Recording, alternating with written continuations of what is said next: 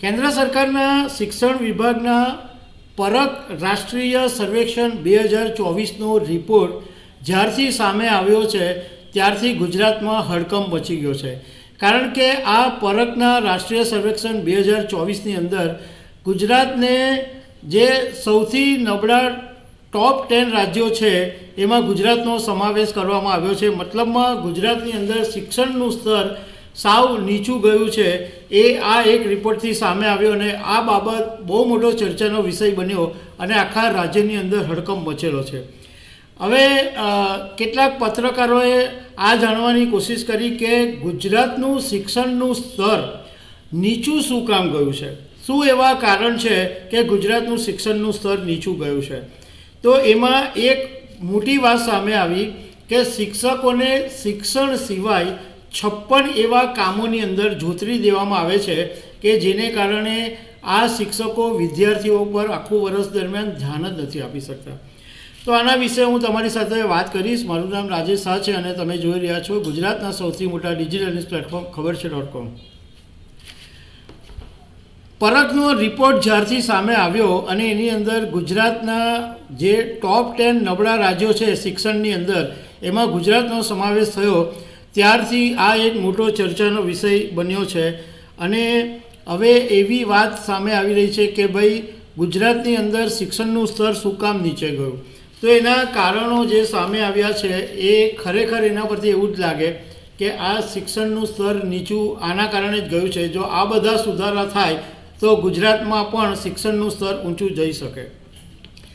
હવે જે કારણો સામે આવ્યા છે એમાં ગુજરાતની અંદર 25 વિદ્યાર્થી દીઠ એક શિક્ષક હોવા જોઈએ, એને બદલે 29 વિદ્યાર્થી દીઠ એક શિક્ષક ગુજરાતમાં છે. બીજું કે ગુજરાતની શાળામાં હજુ સુધી 65,814 શિક્ષકોની ઘટ છે. 2,462 શાળાઓ એવી છે કે જ્યાં માત્ર એક જ શિક્ષક છે અને અનેક જગ્યાઓ એવી છે કે જ્યાં શાળાઓમાં ઓરડા ઓછા છે અથવા તો બિલ્ડિંગ એકદમ જૂની ખખડી ગયેલી જર્જરિત બની ગઈ છે. પણ મુખ્ય જે વાત સામે આવી કે આખા વર્ષ દરમિયાન ગુજરાતના શિક્ષકોને એવા કામની અંદર જોતરી દેવામાં આવે છે કે વિદ્યાર્થીઓને ભણાવવાનો એમની પાસે ટાઈમ જ નથી હોતો.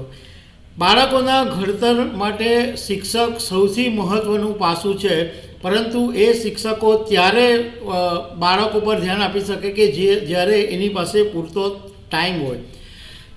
ગુજરાતની અંદર શિક્ષકોને શિક્ષણ સિવાય 56 એવા કામમાં જોતરી દેવામાં આવે છે. 56 કારણો તો હું તમારી સામે નહીં બોલી શકું, પરંતુ જે કેટલાક છે કે જે તમને જાણવા જેવા છે એ કારણો તમારી સાથે શેર કરીશ. એક તો શિક્ષકોને ચૂંટણીમાં બૂથ લેવલ સુપરવાઇઝર તરીકે જોતરી દેવામાં આવે. આ ઉપરાંત એક પેડ માં કે નામ કાર્યક્રમ છે ગુજરાત સરકારનો, એમાં બાળકોના માતા સાથેના ફોટા પાડી અને એ સર્ટિફિકેટ ડાઉનલોડ કરવાનું એ બધી કામ પણ શિક્ષકોને સોંપવામાં આવે છે. આ ઉપરાંત સ્વચ્છ અને હરિત વિદ્યા સંકુલ એવો કાર્યક્રમ છે, એમાં પણ ફોટા પાડીને રજૂ કરવાનું છે.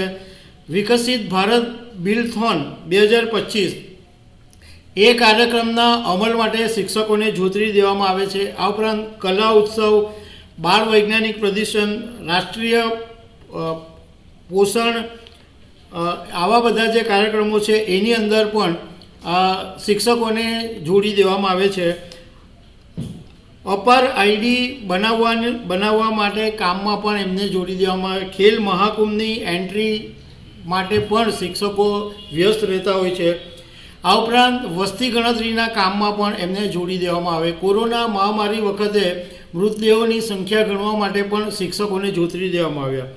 શાળા પ્રવેશોત્સવ હોય ત્યારે શિક્ષકો બધા રાજકારણીઓ, મુખ્યમંત્રી સહિતના બધા મોટા મોટા નેતાઓ આવે તો એમાં વ્યસ્ત થઈ જાય.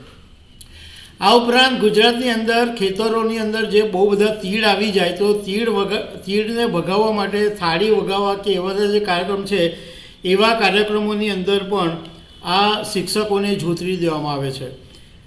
હવે ગુજરાતના રાજ્ય શાળા સંચાલક મંડળના પ્રમુખ ભાસ્કર પટેલે એક મીડિયાના કોર્ટમાં કીધું છે કે શિક્ષકોને જો આ બધી 56 કામગીરીમાંથી મુક્ત કરી દેવામાં આવે તો ગુજરાતની અંદર શિક્ષણનું સ્તર ઊંચું આવી શકે એમ છે.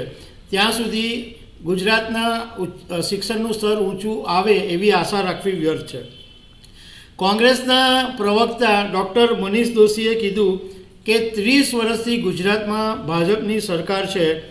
કરોડો રૂપિયાના બજેટના નાણાં બાળકોના શિક્ષણ માટે ન વાપરીને જાહેરાતો અથવા ભ્રષ્ટાચારમાં જશે તો પછી કઈ રીતે ભણશે ગુજરાત, એવો એમણે સવાલ ઉઠાવ્યો છે.